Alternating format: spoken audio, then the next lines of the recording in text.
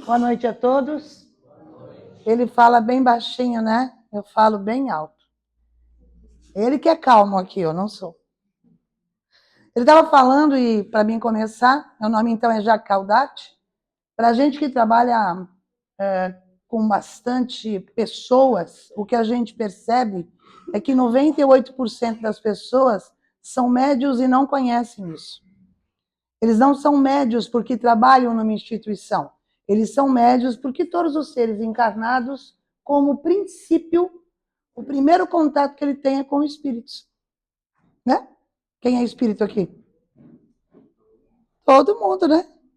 Então a gente sempre tem esse contato e conhecer, como ele bem disse, não nos transforma em trabalhadores, mas sim em conhecedores da nossa energia e das nossas habilidades e capacidades. Isso contribui muito com a nossa vida financeira, social, profissional, porque a gente aprende a lidar com as nossas emoções. Né? Ele me deu um tema muito bom, mas é um tema pesado, e eu vou falar sobre ele assim com bastante respeito e amorosidade, porque 90% das pessoas já passaram por isso. Chama-se abuso. Até muito pouco tempo, nós enxergávamos o abuso como só um abuso sexual, né? Só quando havia um estupro, só quando alguém era interpelado e sofria um acesso direto. E hoje as leis mudaram bastante, e eu vou trocar com vocês a respeito de todos os tipos de abuso. Mas o principal foco dessa troca, além da gente conhecer a respeito disso, é como eu posso fazer para me curar. Como é que eu posso tratar isso? Como é que eu posso fazer com que isso fique um pouco mais leve na nossa caminhada? Primeiro que a palavra abuso vem do latim e ela quer dizer usar mal. Ela quer dizer desperdiçar. Então, todo tipo de abuso é um uso de algo indevidamente. Esse termo foi instituído para nós, na nossa literatura, em 1580, quando se comentava que as pessoas ficaram cheias de abuso. Né? A gente brincava muito que abuso era aquela pessoa folgada, abusada, mas hoje a lei ampara por demais as pessoas que passam por esse processo. Tá? Então, nós temos o abuso. A gente também, até muito pouco tempo, entendia que o abuso, além de só sexo sexual, é quando era violência. Abusos psicológicos, calúnia, difamação, humilhação, bullying. O bullying, o termo bullying, que é a tiração de sarro negativa, é da escola. E o co-bullying, né? É o nome esse, é o MUB, o MUBLY, acho que é assim que fala, é no trabalho. Todo tipo de humilhação passada no trabalho também hoje tem um nome. Qualquer tipo de humilhação pública ou em área privada, ameaças, chantagem, tudo isso é abuso psicológico. Nós temos o abuso físico, que é todo tipo de força utilizada contra alguém, seja no trânsito, seja em casa, seja com uma criança, seja com um homem, com uma mulher. Tudo que pode agredir fisicamente, causar dor, é abuso. Financeiro, todo uso indevido do dinheiro de alguém, seja através do roubo, mas seja através do tirar dinheiro dos idosos, do usar o cartão de crédito da mamãe sem ela saber, do papai, do jogo. Tudo isso é abuso. E tudo isso tem lei, né, que pode te proteger. Nós temos os abusos institucionais, por exemplo, na escola, num hospital, numa empresa. Todas as vezes que você passa qualquer situação constrangedora numa região, numa área como essa, você está sofrendo um abuso. O sexual, que aí a gente não precisa falar muito, né? Que é a exploração sexual, que vai desde o toque, um toque de assédio já é um abuso sexual, até a relação sexual em si, desde que a pessoa tenha dito não. Não é muito importante. Mas Eu sou terapeuta, eu atendo muitas pessoas, e a gente hoje vê que 70% das pessoas já foram abusadas sexualmente. É muito triste isso, né? Mas o que mais me estarrece é que esses abusos eles acontecem. O primeiro lugar no ranking é dentro de casa, pelo pai, pelo irmão, pelo tio, pelo avô, pelo amigo próximo, pelos padrinhos. E o segundo no ranking é na escola, onde essas crianças e adolescentes são abusados. O abuso ele pode ser manipulação para trazer controle e isolamento, que é umas coisas que os adolescentes e jovens não estão vendo hoje. Havia isso, sempre houve, mas ele não era tão claro como se faz hoje os relacionamentos. Todo mundo tem senha de todo mundo. Os namorados e namoradas não podem usar Facebook. Nunca viram isso?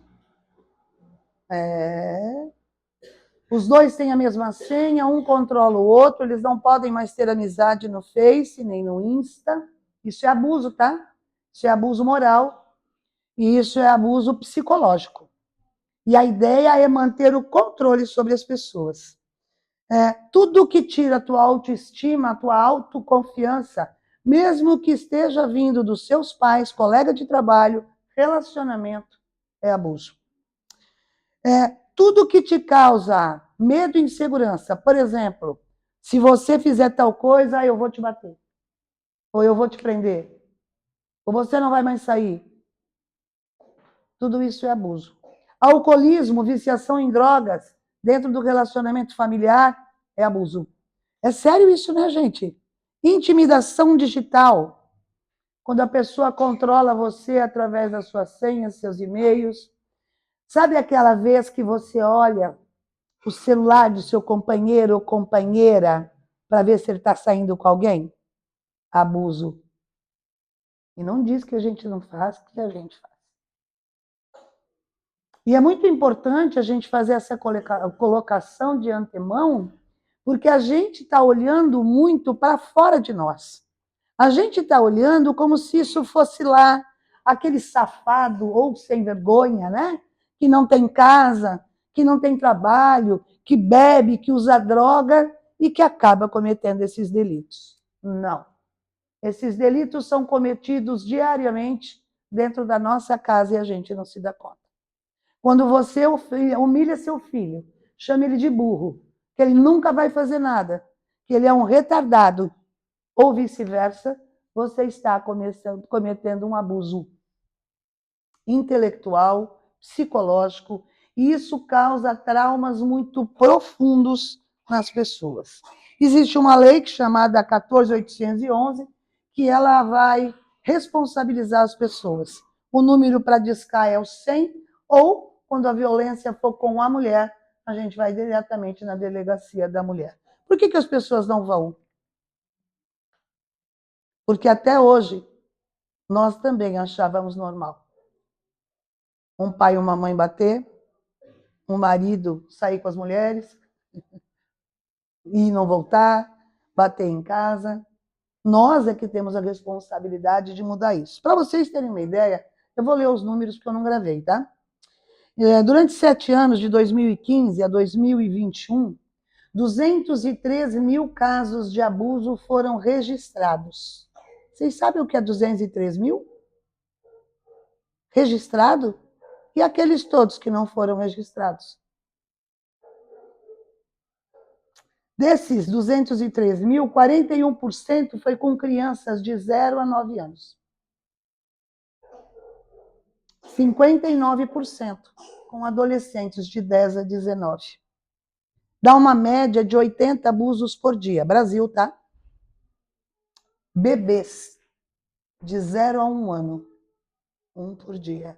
Vocês já imaginaram o que é abusar sexualmente de um bebê de 0 a 1 anos? Pois é.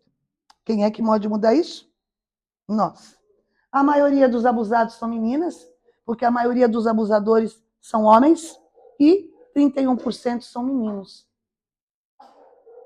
A seriedade é grave, E a gente precisa realmente, não é esconder os nossos filhos e filhas em casa, é instruí-los, é ajudá-los a compreender como é que isso funciona. A gente que atende, é muito difícil para o abusado isso. Para o abusado como é que eu vou contar para minha mãe que o meu avô está me abusando? Como é que eu vou contar para minha mãe ou para o meu pai que o irmão dele está me abusando? Como é que eu vou contar que é o meu irmão? Como é que eu conto que lá na escola tem um professor que está me abusando? Tem uma menina que ela tentou suicídio aos 11 anos de idade, porque o professor da igreja que ela ia, professor de teatro, abusava dela. Então não tem local, não tem religiosidade, é em todos os locais. Conversem com os filhos de vocês. E se você passou por alguma situação como essa, está passando por alguma situação como essa, por favor, vá buscar ajuda. A ajuda não é só denunciar. Denunciar, sim, é uma necessidade para que a gente possa ir resolvendo isso de alguma maneira, né? Tirando essas pessoas da rua, fazendo com que essas pessoas sejam tratadas, né? Porque um abusador foi abusado. Um abusador passou por abuso. Quem cresceu e se desenvolveu apanhando em casa, subnutrido, sendo humilhado, é assim que ele aprendeu. Ele aprendeu a humilhar. Eu não sei vocês, mas eu lembro dos meus pais, né? Eu tenho 62, meu pai tem 95, já desencarnou, minha mãe tem 82, e muito do que eles faziam era nos criticar, né? Era nos bater, né? Eu até não apanhei muito. Merecia, tá? Mas eu não apanhei tanto assim, né? Porque eu era terrível mesmo. Mas eu digo, era na punição que eles nos ensinavam, era na crítica que eles nos ensinavam. Mas nós hoje, com todo o conhecimento que temos, nós podemos ajudar os nossos filhos ou a nós mesmos fazendo de uma outra maneira, construindo um outro ambiente. Então, alguém já contou para vocês sobre um abuso? Vocês já devem saber, não precisa me responder. Então, como é que você reagiu? Vamos trocar a respeito disso, para que a gente possa ter um olhar melhor para quando isso acontecer, porque isso é que vai contribuir para que essa pessoa não cresça doente psicologicamente. Muito do que a gente assiste de depressão, síndrome do pânico, adoecimentos, machucaduras, tentando se cortar, se machucar, ela é uma clara conotação de abuso no passado. Eu atendo algumas pessoas e uma delas foram abusadas pelo tio da van com 3 anos. Louco, né? Pois é. Para quem você vai contar e a resposta que essa pessoa vai dar vai influenciar diretamente se você vai ser uma pessoa doente, traumatizada, ou se você vai conseguir se tratar desse trauma. Então, como é que é essa escuta? É uma escuta sem críticas. Quando alguém vem lhe contar, você vai falar, e aí, quem era? Que horror, que safado, vamos matar. Não, isso não é escuta da gente. Escuta é quando você ouve, você não invade o espaço daquela pessoa e, ao contrário, silencia. Você está começando a contribuir com a cura dessa pessoa. Não tenta resolver o problema, muito menos com as próprias mãos. Você já pensou se essa pessoa sofreu uma violência como essa, de uma pessoa que ela ama? Como é que ela lida com isso? Ela não vai querer fazer desta maneira que você entende que é. Então, não queira resolver o problema. Pergunte sempre como ela se sente. Como é que você está se sentindo após isso? E falando para mim, como você se sente? Como você consegue se conduzir? O que tu pretende fazer com isso e agora, né? Não potencialize e nem minimize. O que quer dizer potencializar? aumentar isso. Ficar fazendo perguntas que vai fazer a pessoa sentir-se pior. Sabe o que as pessoas fazem? Horrível. Que roupa você estava quando você foi abusada? Como se a roupa fosse algo que levasse alguém a ser abusado. Já pensaram nisso? Ai, saiu de noite, né? Mulher que sai de noite, passa batom vermelho. Será que é isso? Vocês acham que é isso que leva uma pessoa a ser abusada? Pois é isso que elas ouvem. E nem minimize. O que é minimizar? É dizer, ai, ainda bem que foi só isso. Ainda bem que foi só uma vez.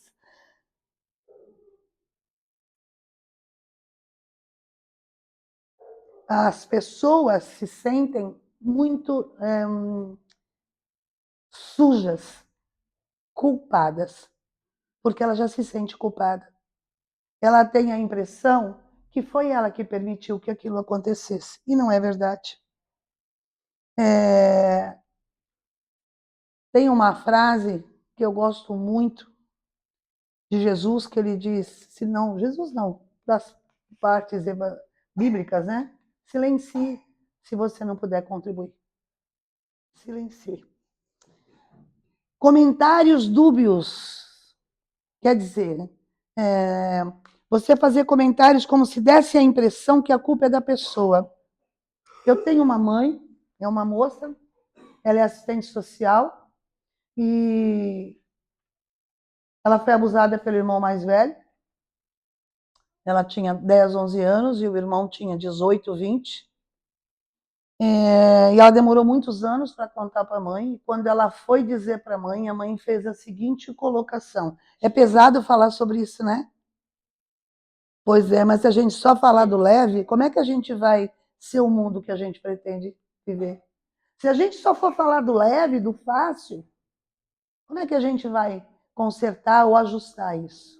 Essa mãe olhou para ela e disse, na minha família, os homens mais velhos são os primeiros a se relacionar com as mais novas. O que é que vocês acham que isso contribuiu com ela? É horrível, né? Pois é. E isso, gente, absolve a pessoa que cometeu o delito. Está dizendo que essa pessoa está certa. Está dizendo que ela foi abusada por uma atitude correta daquele ser. A gente ouve muito isso, né? Outra coisa que a gente pode contribuir muito é não dizer, não negar o que houve. Não, imagina que seu pai ia fazer isso.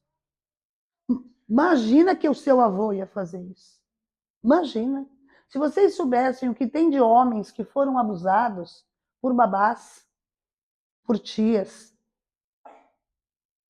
por madrinhas. Tem um livro, 50 Tons de Cinza, quem já assistiu? Lembra que a história daquele menino que se tornou um sadomasoquista foi por um abuso de uma mulher, que era babá dele. Então, assim, isso é maior do que nós imaginamos. Nós tentamos fechar os nossos olhos, mas não podemos. Então, não diga, não aconteceu, não é verdade, essa pessoa não faria isso. Para isso existem médicos, corpo de delito, existem provas, hoje existe toda uma equipe psicológica para contribuir com essa pessoa para isso, tá? E o principal, que eu acho que faz toda a diferença para quem está escutando alguém num processo como esse, não faça fofoca. Sair dali e contar para a vizinhança toda que você descobriu que a fulana foi abusada. Ou que a fulana ou o fulano está passando por tal situação. Nós temos um problema muito sério com a fofoca. Então, para contribuir, para ser curado disso, para quem vivencia, viu ou passou por isso no seu corpo, porque nós passamos. Vocês sabem um abuso grave para criança? Gravíssimo, que não é sexual? E talvez mais grave do que ele? Bater na criança nua. Sabe quando você pega os dois priminhos se beijando e você vai lá e bate nos dois? Diz que isso não é coisa que se faça? Violência gravíssima. Eles não sabem. Eu poderia falar muito mais, mas acho que cabe a cada um de vocês estudar a respeito. Então, a minha orientação, enquanto palestrante, enquanto terapeuta holística, enquanto dirigente espiritual, é: acolha, ouça, silencie. A sua opinião não vai contribuir nesse momento.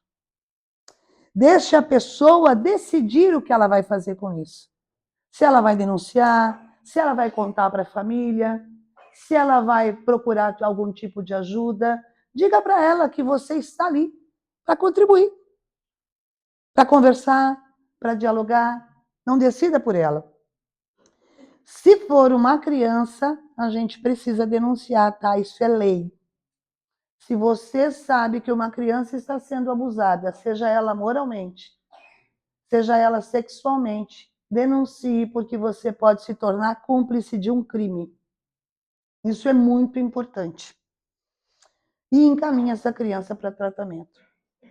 Encaminhe essa pessoa para uma casa espírita, encaminhe essa pessoa para terapia convencional, encaminhe para a psiquiatra, porque ela vai precisar tratar disso. Crescem adultos muito desorganizados, então a gente precisa contribuir para que essa pessoa lide com a sua dor. Não importa a idade que isso aconteceu, isso deixa uma marca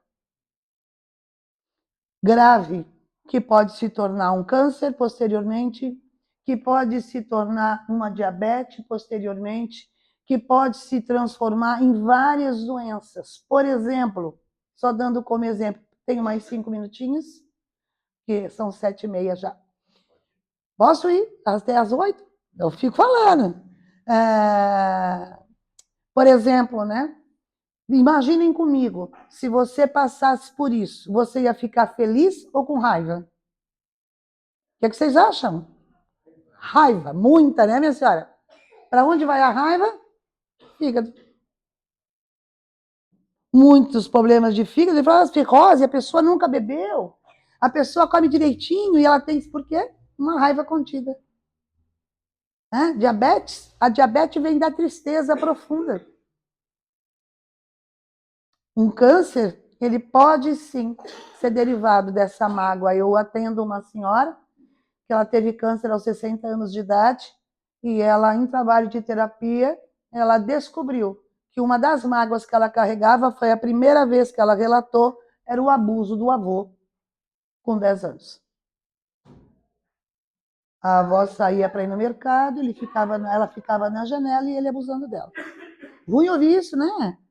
Pensem, é maior do que vocês imaginam. Voltando, então, tratar sobre isso de pequeno, de adolescente ou agora de adulto, pode trazer cura para muitas doenças que você pode estar aí carregando e que você não se deu conta. Ossos, dores no cóccix, porque o abuso fica gravado nessa área do nosso corpo. Gente, é maior do que a gente imagina. E o que a espiritualidade fala sobre isso, né? A espiritualidade diz que tudo é lei de ação e reação. Muitas vezes, a gente, em outros processos, não quer dizer que a gente abusou sexualmente de alguém, mas a gente pode ter sido um explorador de pessoas em outras experiências, em outras guerras, em outros momentos, em outras encarnações, nós podemos ter lesado pessoas fisicamente, moralmente, e através dessa experimentação nessa vida, através de uma situação como essa, de um abuso psicológico, moral, sexual, é a forma que nós escolhemos. Ninguém nos impôs, mas é a forma que nós escolhemos de resgatar isso com a gente. A espiritualidade é muito clara no que diz isso, né? E a gente precisa se perguntar: o que eu preciso aprender com o que ocorreu? O que eu preciso desenvolver em mim para que essa lição seja apreendida pelo meu espírito, para que o meu corpo se cure, para que o meu corpo se desenvolva de uma maneira melhor. A gente pode trabalhar várias coisas, né? Eu acho que a terapia é um dos caminhos melhores, quando a gente expõe o que a gente vivenciou e sentiu. Perdão sem esquecimento, já falamos sobre isso aqui, né?